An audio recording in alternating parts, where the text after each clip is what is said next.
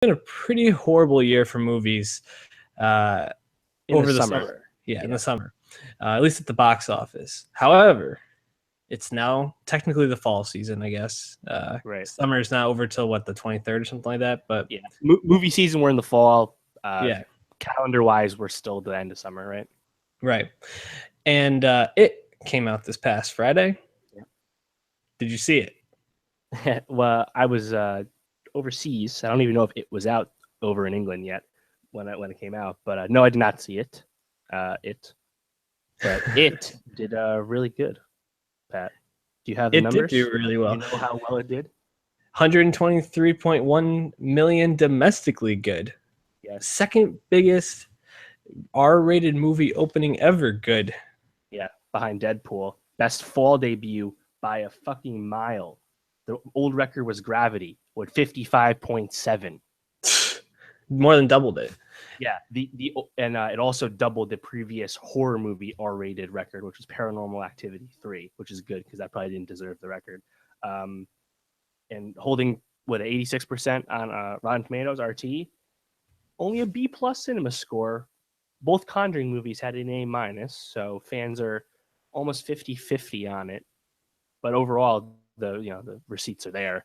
I think it's like the 5th highest grossing horror film ever already, for R-rated ones. So that'll shoot up. Obviously, we'll see if it can take down the original Exorcist, which is the number 1. But I don't think it will. But it depends what the legs are. We have to see, how the multiplier works in the coming weeks. Again, not a lot of competition until Kingsman comes out, so it's got time. Interesting enough, one of the writer credits on this is Cary Fukunaga, who everyone remembers as the director of True Detective Season 1. And he also made Beast of No Nation, the Netflix film. But he didn't actually write the final version of this. He was commissioned to write the script back in 2012, then he left the project. In 2015. Right. But they still gave him writer credit, which is interesting, I think. Yeah, there were 3 writers who were attached to this that all got credit in some way.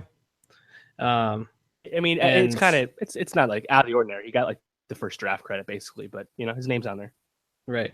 It's also interesting because I not seeing the movie, I wonder how much they actually strayed from the original movie and moved back towards like pulling other things from the book that had to be left out. Obviously, it's like 1,000-page book or something like that, so they have a lot to pull from.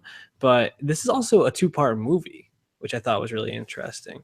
I think that the success of this movie pulls on a few things. I think everybody knows it, like clowns, especially in like the last 2 years for some reason, have been weirdly popping up and being scary again.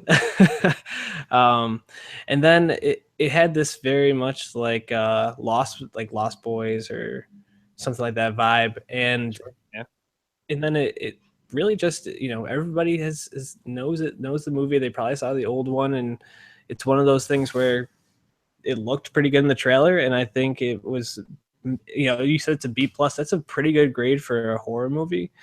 I think overall, just quality probably pulled people to there, and people probably just wanted to also go to the movies on a kind of a crappy weather weekend. Yeah, and as we said before, horror movies kind of have a high floor. They always do pretty well at the box office. Annabelle Creation, was one of the biggest movies in August, a week August nonetheless, but still.